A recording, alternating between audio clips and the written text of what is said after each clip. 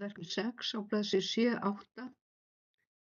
Ég ætla að fara í lið númer 3, setja þennan lista hér í blokk og fyrirsagnirnar líka og ég ætla að stilla dálkana fyrst áður en ég raði í stafrófsröð. Þá fer ég hérna í paragraf, taka við tabs. Fyrsti dálkurinn er stilltur á 7, hann er hægri stilltur. Síðan er næsti á 7,8 og hann er vinstri stilltur og sett. Og síðasti dálkurinn, dálkstillingin, hún er á 13 og hann er hægri stilltur hérna, sett og OK. Þá lítur þetta svona út. Og á reglustikunni þá sjáið þið hægri stillta dálkinn, vinstri stillta og hægri stillta.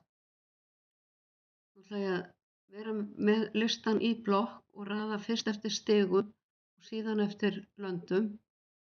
Þá fer ég hérna í A til Z og ég þarf að hafa haka hér við header row og hérna vel ég stig.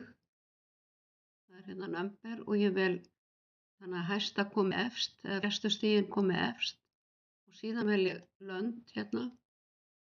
Þau eiga að vera í réttri stafrófsröð. Þá kemur þetta svona. Ég ætla að setja hægri stillta númeringu á listan en ekki á fyrirsagnirnar. Það er hérna og smelli hér á numbering. Þá fæ ég vinstri stillingu á tölurnar. Ég ætla að breyta í hægri stilltan dálk með því að fara í define new number format og velja right hérna.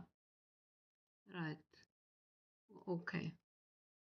Það kemur örlítið meira bil hérna frá og tölurnar standast á hérna.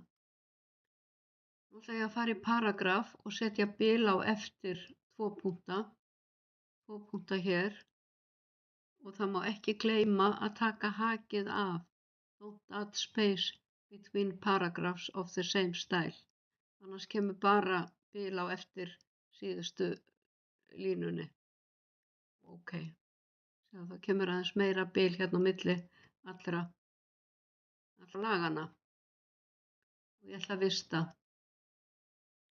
Ég sýni ykkur í öðru myndskeiði hvernig þið raðið eftir flytjendum þegar þið eru búin að breyta lista í töflunet.